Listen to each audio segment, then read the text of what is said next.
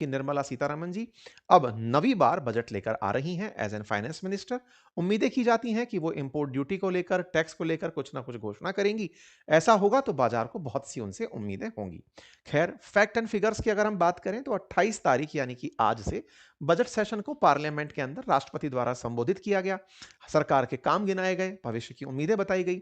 19 तारीख के दिन कल यानी कि निर्मला सीतारमण जी सुबह 11 बजे आर्थिक समीक्षा देश के पटल पर रखने वाली हैं। आर्थिक समीक्षा सर्वेक्षण क्या होता है कि पिछले साल हमने क्या किया और भविष्य को लेकर हमारे क्या विजन है, इसको लेकर सलाह भी दी जाती है। सरकार नहीं कर पाती उन बातों को भी लिखा जाता है। सरकार ही तैयार कराती है, लेकिन सरकार जिन्हें नहीं भी करा पाती उनको सलाह में लिख देती है।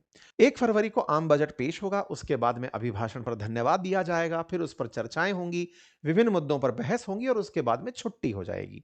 ये 14 फरवरी से 8 मार्च के बीच में जो अवकाश रहता है, 12 दिन की कुल बैठकों के बाद जो आ रही छुट्टी है, ये लगती छुट्टी है, लेकिन इस बीच में हमारा बजट कई डिपार्टमेंट्स में चर्चाओं के लिए जाता है। सब कई मतलब संसद के अंदर सांसदों की विभिन्न कमेटियां उन पर चर्चा करती हैं। चर्चा होती है कि क्या वाकई में इतना खर्च करने की जरूरत थी क्या इस प्रोग्राम के लिए? क्या पिछली बार जो पैसा इन्होंने खर्च किया था वो वाकई में यूज कर लिया क्या? क्या पैसे के अंदर सही से व्यवस्थाएं तो चल रही हैं? वो सारी बैठकें इस बीच में होती हैं। चर्चाएं कि भाई सरकार कह रही है कि हमें सड़क बनाने के लिए इतने पैसे की जरूरत है, क्या वाकई में जरूरत है? इस तरह की सदन के अंदर बैठकर छोटी-छोटी समितियां चर्चाएं करती हैं। बजट जो शब्द की उत्पत्ति है वो एक फ्रांसीसी शब्द बॉगेट से हुई है।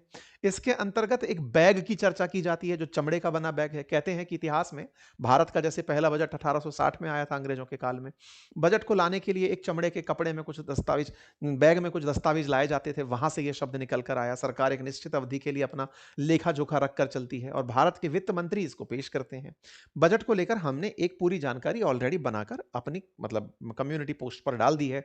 देश का पहला बजट कौन लेकर आया, देश के अंदर निर्मला सीतारमण जी कौन सा बजट लेकर आ रही हैं। इस बार का जो बजट है ना, ये थोड़ा खास भी होने जा रहा है। जैसे चूंकि एआई आ चुका है, तो एआई से हमारे देश के अंदर जितनी भी भाषाएं हैं, 22 भाषाओं को लेकर के अब हमारी जो सांसदों के सामने टेबल लगी है, उस पर उन्हें सारा सारा बजट का भाषण सारी भाषाओं में उपलब्ध हो जाएगा।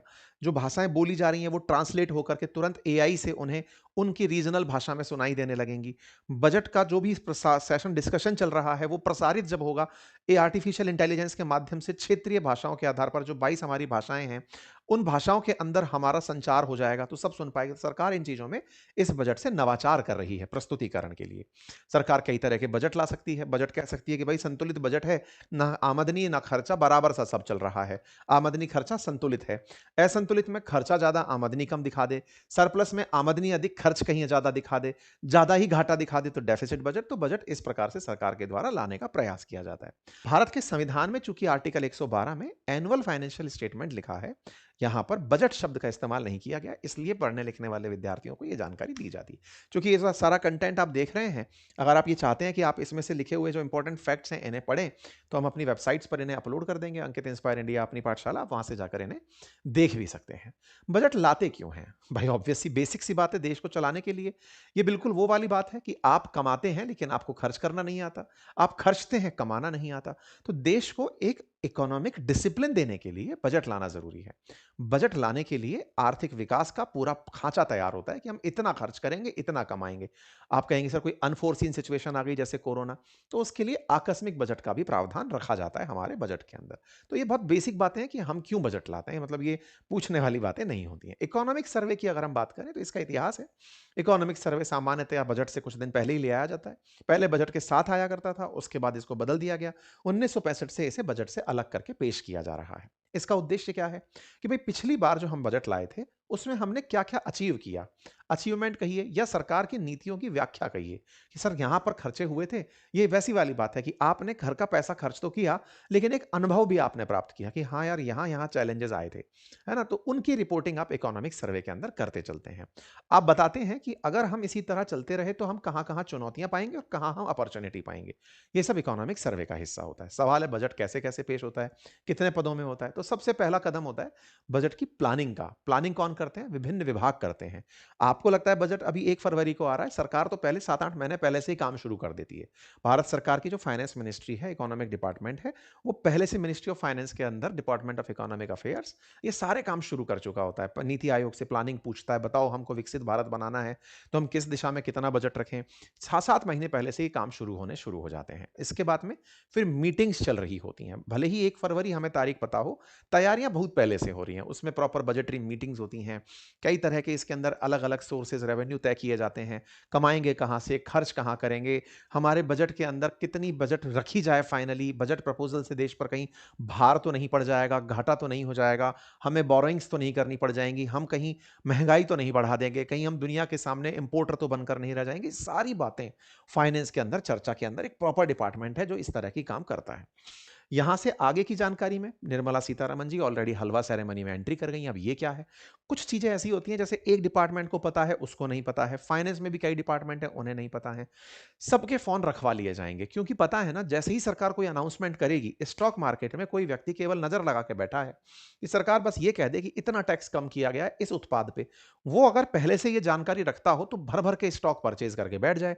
सरकार जैसे ही बोले वो स्टॉक दौड़ के भागे, वो दौड़ के भागे तो तुरंत वो तो माला-माल हो जाए। तो सरकार क्या करती है कि बजट के अंदर कोई जानकारी लीक ना हो जाए, इसके लिए 1 दिन पहले अभी 27 तारीख को ही सारे के सारे अधिकारी बिना फ़ोन के एक कमरे में एंट्री कर गए हैं, डिपार्टमेंट में एंट्री कर गए हैं। सख्त स्कैनिंग हो गई है। बढ़िया उन्हें हलवा खिला के अंदर एंट्री करा दिया कि 1 तारीख तक अब कोई बाहर नहीं जाएगा। घर वालों से टाटा बाय-बाय बोल दो। यहाँ से बैठ के सब बजट बनाएँगे, चर्चाएँ करेंगे, कहीं कोई दिक्कत ना हो इसकी चर्चाएँ करेंगे। सारे फैक्ट, फिगर क्रॉस चेक होंगे, सारे डिपार्टमेंट से रीचेक होंगे, सब हो जाएगा। लेकिन सूचना बाहर ना निकले इसके लिए हलवा सेरेमनी करके कमरे में अब सारा विभाग बंद हो चुका है। 1 तारीख को सब लोग बाहर निकलेंगे। इस बीच में क्या होता है? सरकार अपना माहौल बना रही होती है। माहौल को राष्ट्रपति के माध्यम से। क्यों? क्योंकि राष्ट्रपति बाध्य है सरकार के बातों को रखने के लिए। बात करें उम्मीदों की, तो चर्चाएँ हैं, पता चलेगा 1 तारीख को लेकिन चर्चाएँ हैं कि हस्बैंड-वाइफ का हो सकता है टैक्स स्लैब 1 कर दिया जाए। न्यू टैक्स रेज़ीम को और बल दिया जाए। पुरानी वाली को सनसेट क्लॉज़ के तहत बंद कर दिया जाए। न्यू टैक्स रेज़ीम के साथ-साथ हस्बैंड-वाइफ की कमाई को 1 करके टैक्स को कम करने पर प्रोविज़न्स की जा सकें। ऐसे में सरकार को ये कहा जा रहा है कि देखिए टैक्स से देश चलता है और जो टैक्स पेयर है आप उसे क्रिमिनल की तरह ट्रीट करते हैं, ये कैसा बिहेवियर है? तो इसे बदलने के लिए सरकार लगातार उपबंध कर भी रही है और आगे भी करे इसके लिए विभागों के द्वारा डिमांड की जा रही है। कई सारे प्रेशर ग्रुप्स सरकार से इस तरह की मांग करते हैं कि साहब सुनो, अब आपका नया टैक्स लॉ भी लागू हो जाएगा 1 अप्रैल से, जिसमें असेसमेंट ईयर, फाइनेंशियल ईयर ये शब्द हट जाएँगे और पूरी तरह से टैक्स ईयर शब्द आएगा ताकि टैक्स पेयर्स को कोई दिक्कत नहीं रहेगी। साथ ही साथ जीएसटी की तरह इनकम टैक्स में भी ई-लेजर सिस्टम लागू हो जाएगा, लेजरिंग हो जाएगी सारी चीज़ों की। साथ ही साथ एलपीजी जो लिमिटेड लायबिलिटी पार्टनरशिप है, उसके अंदर मर्जर डीमर्जर पर टैक्स में राहत संभव है, इस तरह की उम्मीदें की जा रही हैं। इंपोर्ट और एक्सपोर्ट के अंदर इंपोर्ट पर ड्यूटी कम करने की बातें की जा रही हैं कि साहब कस्टम ड्यूटी कम कर दीजिए, साहब कस्टम ड्यूटी के अंदर कई बार पेनलाइज़ हो जाती हैं कई कंपनियाँ, तो उनको पता ही नहीं रहता कहाँ जाया जाए, तो ऐसे में सर उनके लिए कुछ फैसिलिटेशन लाइए, कस्टम ड्यूटी के स्लैब सेट कर दीजिए कि साहब इस तरह का प्रोडक्ट इस तरह की कस्टम ड्यूटी में आएगा, स्लैब कर दीजिए ताकि जो विदेशों से सामान हमारे पोर्ट्स पर आ रहा है, उसे बहुत दिन तक इंतज़ार ना करना पड़े क्योंकि हमारे माल को आने में और जाने में जितनी सुगमता होगी, भारत एक्सपोर्ट इंपोर्ट में उतना बड़ा देश बनेगा। तो इनको सबको एड्रेस किया जाए, ये सब चीज़ें कही जा रही हैं। जैसे डेलोइट जैसी जो सरकार को सलाह देने वाली एजेंसीज़ हैं, उनका कहना है कि सर कुछ तो करके इंपोर्ट ड्यूटी को तार्किक रूप से लेकर आइए। मतलब कि उसको थोड़ा रैशनलाइज़ करिए कि हम इस पर इतना टैक्स क्यों लेते हैं? इस तरह की चीज़ों को उसमें आंसर करिए। कस्टम ड्यूटी को लेकर के भी चेंजेस की डिमांड की जा रही है। अब ये सब आपको 1 तारीख के दिन पता चलेगा कि इनमें से कौन सी डिमांड मानी गई, कौन सी डिमांड नहीं मानी गई। सिल्वर ट्रेड के अंदर क्योंकि सिल्वर का भाव बढ़े चला जा रहा है, तो क्या उसकी इंपोर्ट ड्यूटी को सरकार कम कर सकती है क्या? ताकि भाव में कटौती की जा सके, ताकि अंतर्राष्ट्रीय बाजार से भारतीय बाजार को मैच कराया जा सके। ये तमाम चीज़ें हैं जिनको लेकर के बजट से उम्मीदें हैं। अगर ये कुछ भी होती हैं तो बजट के अंदर आप बाजार में उसका असर होते हुए देख पाएँगे। तो कुल मिलाकर के बजट से बहुत सी उम्मीदें हैं, बजट की मेकिंग आपसे मैंने डिस्कस की। अब आने वाला बजट आपको बताएगा कि देश का ग्रोथ इंजन किस दिशा में कितना तेज़ी से चल पाएगा। बाकी फिलहाल के लिए इतना ही। जानकारी पसंद आई हो तो साथियों से साझा करें। आप अपने साथियों को अपने चैनल के साथ जोड़ सकें, इसके लिए आप उनसे और अपने आप से खुद से चैनल को सब्सक्राइब करवा लीजिए। बहुत-बहुत धन्यवाद।